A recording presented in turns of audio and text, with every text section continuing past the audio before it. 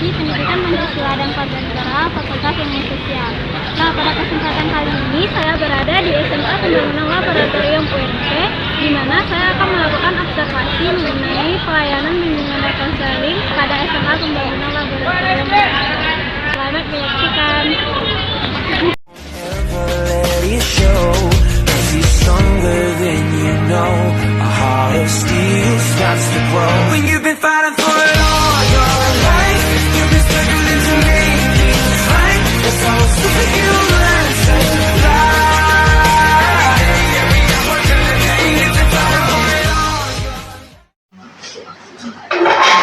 Selamat pagi menjelang siang, Ibu.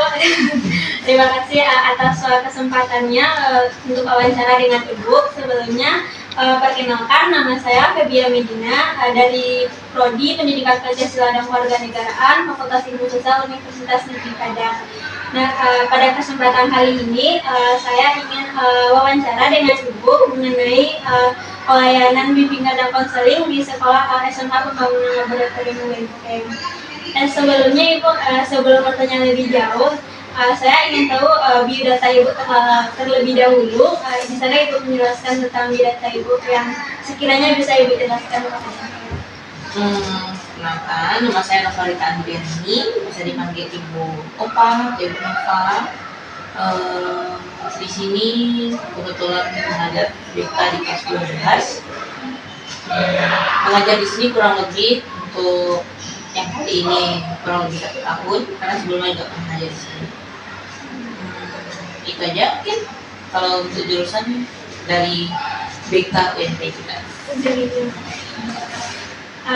Sekiranya selama Ibu menjadi guru BK di sini, menurut Ibu bagaimana pendapat Ibu mengenai bimbingan dan konseling Di sekolah ini?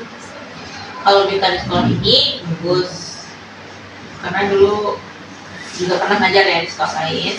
Karena kita ini kebetulan kan sekolah sekolah UNP kayak gitu kan. Jadi memang BK-nya di sini memang sesuai lah dengan semestinya. Kayak guru BK memang linear, orang yang jurusan BK, kemudian kita menjalankan tupoksi kita dengan bagus. Kemudian alhamdulillah BK kita juga punya 2 ruangan. Jadi ya alhamdulillah sesuai lah. Tadi kan kami lihat ya di sini kan ruangan BK, di sini itu kan ruangan konseling itu apakah beda juga untuk sesuai masalah siswanya? Enggak. Biasanya kalau untuk penggunaan kayak gini aja. Kalau konseling perorangan, konseling individu, biasanya nyamannya sih dibawa ke sini. Karena untuk sekarang kan kondisinya di sini pakai AC, di sana belum kan.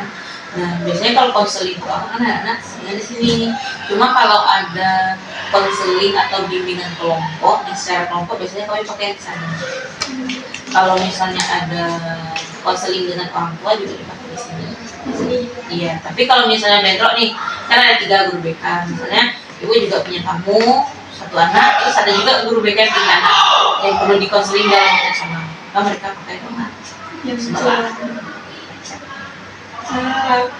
Selama Ibu menjadi guru BK nih Bu ya, dalam menangani masalah siswa itu apakah Ibu ada pernah mengalami kendala atau gimana dalam mengatasi masalah siswa itu?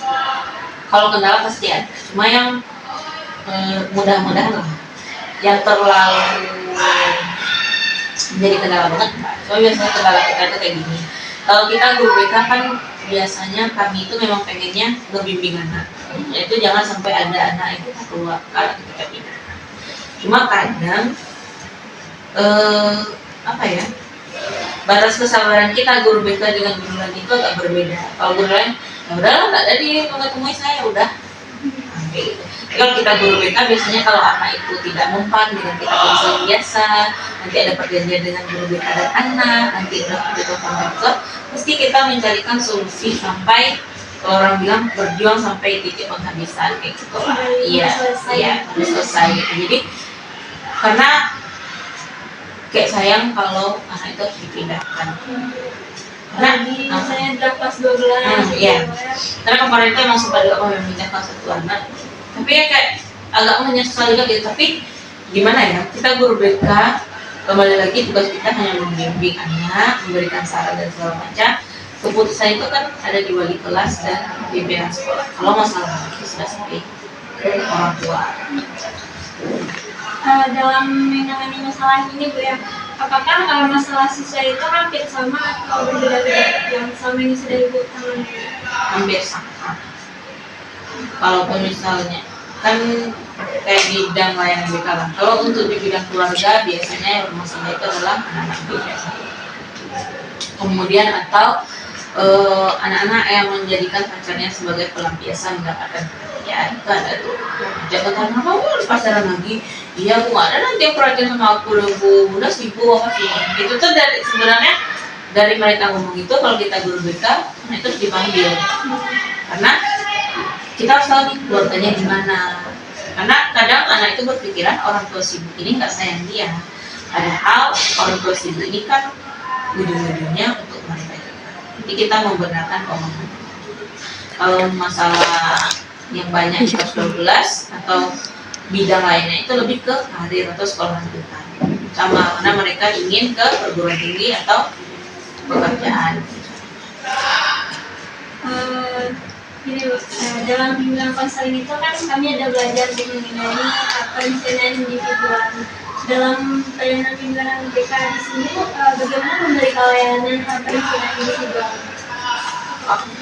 Ada, contohnya kelas 10 itu kita udah di masa orientasi kita udah bilang nanti untuk naik ke fase F, fase F namanya, itu nanti mereka harus tahu mereka mau jadi apa dan siapa diri mereka.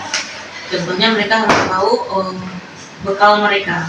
Maksudnya biasanya kami melakukan tes IQ, jadi mereka tahu IQ mereka di rentang berapa. Kemudian kecerdasan dasar mereka itu di bidang apa? Numerika, bahasa kah, atau misalnya kayak ketepatan ruang, atau mereka lebih ke seni. Itu kan mereka bisa merencanakan. Kemudian nanti di kelas 11 baru kita mereka memilih F1, F2 sampai F6. Yang sebenarnya F1 sampai F6 itu kalau di kepala guru maksudnya itu adalah kelas MIPA, kelas IPS dan kelas bahasa. Kelasnya dan bahasa. Nanti di sana ketika mereka latihan mereka juga diarahkan. Nanti kamu mau jadi apa, kuliahnya kemana. Nah, nanti realisasinya di kelas 12. Kali kalau di kelas 10 kita sebagai tugas hiburan mereka yang mereka bikin 5 tahun ke depan mereka jadi apa. Kadang di kelas 12 juga kita kasih itu, jadi mereka bisa merencanakan. Apalagi seperti sekarang ini Bu ya, apalagi kan anak-anak kelas 11 sedang mau naik ujian kenaikan kelas Bu ya. Terus tuh kayak tugas-tugasnya itu sudah cukup banyak Bu. Nah, sebagai seorang guru BK Bu, apakah ada strategi atau cara dari BK untuk membantu menghilangkan stres bagi siswanya? Kalau dari BK, Apakah ada layanan ini? kalau menghilangkan stres dari BK ya paling kita kasih mereka SDG. Cuma kalau kita kan juga ada melaksanakan misalnya studi tour. Kemudian apalagi jadwal sekolah yang padat Senin sampai Jumat. Nah, di Sabtu biasanya mereka ada ekstrakurikuler. Jadi memang biasanya kalau di kelas 10 itu ditekankan ngambil ekstrakurikuler itu yang kalau misalnya emang kamu nggak basicnya orang pinter, masuk misalnya ke olimpiade matematik, kimia dan lain-lain, kamu ambil ekstrakurikuler itu yang memang bikin kamu senang kayak gitu. Misalnya di sini ada siskala gitu, ada karate, ada basket, ambil itu sehingga mereka menikmati lah gitu. Jadi yang dipikirkan dalam sekolah itu bukan hanya tugas. Nah, untuk menjadi seorang guru BK itu ya, kan mahasiswa itu memiliki karakter yang beragam gitu kan. Apakah untuk menjadi seorang guru BK itu harus mempunyai kompetensi tertentu atau gimana untuk menjadi guru BK? Iya, kalau salah satu kompetensi yang harus dimiliki oleh guru BK itu adalah sekolah yang linear. Maksudnya itu memang S1 BK, pendidikan BK, karena BK ini ada kedua di apa namanya, di UIN itu juga ada jurusan BK, tapi mereka di bagian sosial yang kerjanya nanti di BKKBN kayak gitu. Sedangkan kalau untuk guru ini banyak loh orang yang bercita-citanya itu bukan jadi guru, tapi ujung-ujungnya mereka jadi guru. Itu akan beda proses pembelajarannya dengan guru yang memang mencintai profesinya kayak gitu. Apalagi ini guru BK kayak gitu. Dulu pernah punya guru BK kan? Nah, Karena guru BK itu kayak urat nadinya di sekolah kayak itu. Misalnya kayak ibarat anak itu keselio dikit ya pergi ke guru BK kayak gitu. Ini apa pergi ke guru BK. Kalau misalnya guru BK ditakuti atau apa namanya tidak bersahabat dengan siswa, otomatis program-program dari sekolah itu juga akan tersendat nantinya. Ya tadi kan banyak kan kadang kan yang bilang guru BK itu galak, jadi kan kayak siswa itu takut masuk BK. Iya sih, first impressionnya ya, Iya. kan ibu baru kurang lebih 5 tahun juga ya mengajarkan, jadi isinya seru banget. Cuma guru BK itu memang banyak orang, dulu pernah ya jadi guru BK generasi COVID itu, tadi itu ngajar jasa, mereka nih bilang, Zah, tahu nggak Zah, dulu awal anak ngeliat Ustazah di Zoom itu kan, kok Ustazah ini pemarah gitu. Ibu bilangnya, kok kamu mikirnya, kok nanti mikirnya Ustazah pemarah? Iya kayaknya.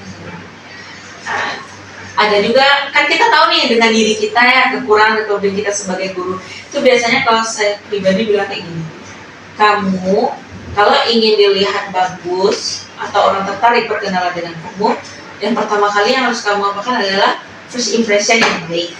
Tapi kalau kamu sebagai manusia yang menilai orang lain, jangan nilai orang itu dari first impression, karena kita akan tahu orang itu kita udah berbaur sehari-hari dengan dia. Itu sering sih dikasih ke anak-anak itu. Benar kan? Benar. Tadi kan kayak dipanggil ke ruangan BK, pasti kan banyak mahasiswa itu kayak takut masuk ruang BK gitu. Lagi dapat hukuman. Iya, kalau di sekolah umum ya sih, kita misalnya manggil anak nih ke ruang BK tuh, kayak lah tuh burung fala manggil amlo tuh hal kayak gitu. Tapi kalau saya pribadi, beberapa anak nakal itu gini, kita harus tahu psikologis inti anak, atau misalnya anak perempuan itu nggak sukanya diapakan gitu. Anak laki-laki itu kalau ngomong ke dia itu gimana? Contohnya ada anak laki-laki yang memang super lah nakalnya gitu ya. Cuma karena udah kita tuh kayak gini kalau jadi guru BK, cukup sedikit bekal, tapi memang kita aplikasikan kayak gitu. Kayak laki-laki itu kan harga dirinya tinggi kayak gitu. Kalau lihat guru-guru yang ada itu, kan baju angkot itu mereka nggak suka kita ngomong gitu. Tapi kalau pas dipanggil tuh, pasti mereka selalu senyum aja. Mau senyum masa merah bu, dia tuh merah, mau tadi tuh lah bu tuh di sini cerita, dia bilang kalau lainnya ya tamat. Ibu ini berang-berang, kok dia ikut berang-berang itu nggak boleh. Biasanya anak cowok akan lebih masuk ke mereka kalau kita ngomongnya kayak gitu. Nah, Bu, dari sekian pengalaman Ibu ya, menurut Ibu bagaimana pelayanan fungsi dari bimbingan dan konseling di SMA ini, apakah sudah berjalan maksimal?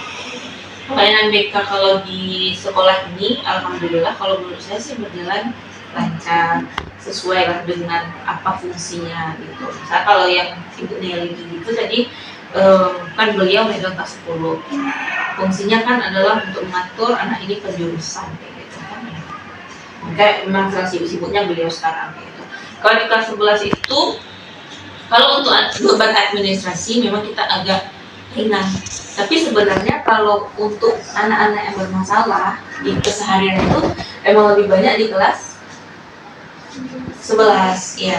Karena mereka kayak gini, ibarat pun kalau kita di urutan kelahiran, anak tengah itu agak gimana ya, karena mereka punya satu kakak, punya adik gitu. Iya, jadi mereka kayak nanggung dua beban gitu. Kalau yang si anak bungsu ya udahlah, punya kakak aja kayak gitu kan. Kalau yang anak sulung pun kayak gitu. Sama juga dengan mereka di sini. Kalau mau terlalu bangga gitu nggak lo bisa, oh masih kelas boleh gitu. Tapi kalau mau itu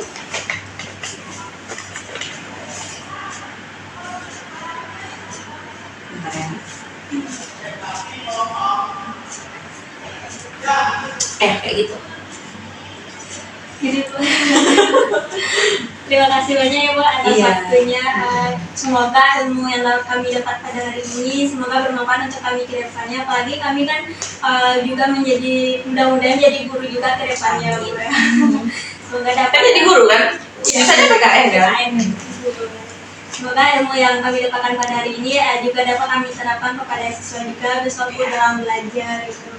Jadi guru itu sih kayaknya sabar, Karena kalau jadi guru mapel kan administrasinya juga banyak ya, terus kemungkinan jadi wali kelas juga. Kemudian